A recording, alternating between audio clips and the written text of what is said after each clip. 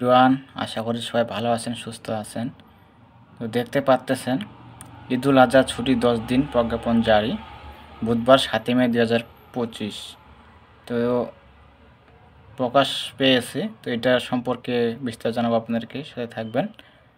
তো এখানে বলা হয়েছে ঈদুল আজহা উপলক্ষে আগামী 11 ও 12 জুন বুধ ও বৃহস্পতিবার নির্বাহী আদেশে ছুটি ঘোষণা করে প্রজ্ঞাপন জারি করেছে জনপ্রশাসন মন্ত্রণালয়।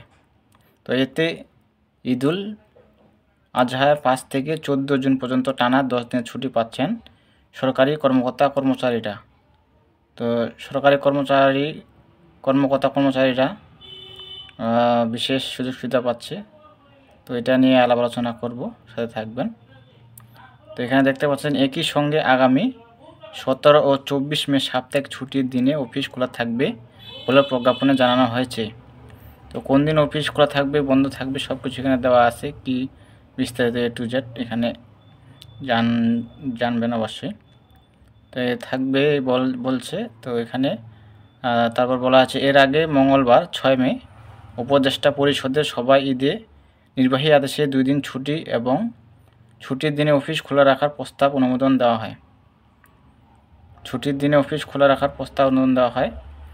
জনপ্রশাসন মন্ত্রণালয়ের প্রজ্ঞাপনে বলা হয়, allocation of business among the different ministries and divisions এর জনপ্রশাসন মন্ত্রণালয় অংশের 37 নম্বর কমিকের অনুবলে সরকার আসন্ন পবিত্র ঈদুল আজহা উপলক্ষে 11 ও 12 জুন বুধবার ও বৃহস্পতিবার নির্বাহী আদেশে সরকারি ছুটি এবং দাপ্তরিক কাজের সাথে 17 মে শনিবার ও 24 মে শনিবার সাপ্তাহিক ছুটির দিনে অফিস খোলা রাখার ঘোষণা করা হলো।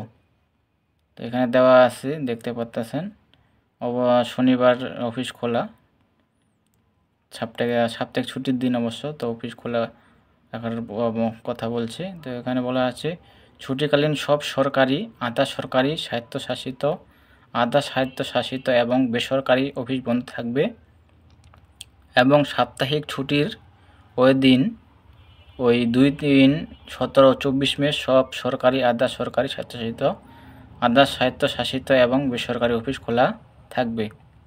তো এতে আরও বলা হয় জরুরি পরিষেবা যেমন বিদ্যুৎ, পানি, গ্যাস, অন্যান্য জ্বালানি, ফায়ার সার্ভিস, বন্দরগুলোর কার্যক্রম, পরিচ্ছন্নতা কার্যক্রম, টেলিফোন ও ইন্টারনেট, ডাক সেবা এবং এ সংশ্লিষ্ট সেবা কাজে নিয়োজিত যানবাহন ও কর্মীরা এই ছুটির আওতার বাইরে থাকবেন।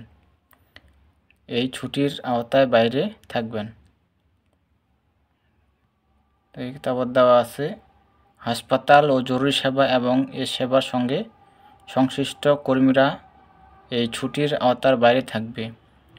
হাসপাতাল ও জরুরি সেবা এবং এ সেবার সঙ্গে সংশ্লিষ্ট কর্মীরা এই ছুটির আওতার বাইরে থাকবে। তো এরা ছুটি পাচ্ছে, বাইরে থাকবে। তারপর দেওয়া আছে চিকিৎসা সেবায় নিয়োজিত চিকিৎসক ও কর্মীরা এবং ওষুধসহ চিকিৎসা সরঞ্জামাদি বহনকারী যানবাহন ও কর্মীরা এই ছুটির আওতার বাইরে থাকবেন বলেও প্রজ্ঞাপনে জানানো হয়। তো এতে আরও বলা হয় জরুরি কাজের সঙ্গে সম্পৃক্ত অফিসগুলো এই ছুটির আওতার বাইরে থাকবে। ব্যাংকিং কার্যক্রম চালু রাখার বিষয়ে বাংলাদেশ ব্যাংক প্রয়োজনীয় নির্দেশনা দেবে। আদালতের কার্যক্রমের বিষয়ে সুপ্রিম কোর্ট প্রয়োজনীয় নির্দেশনা দেবে। তো এখানে কে কারা ছুটি পাচ্ছে, তো কীবার ছুটি হচ্ছে, তো বিস্তারিত জানালাম আপনাদেরকে, অবশ্যই বুঝতে পারছেন, জানতে পারলেন। তো এই ছিল বিষয়। তো সবাই ভালো থাকবেন, সুস্থ থাকবেন। ধন্যবাদ সকলকে।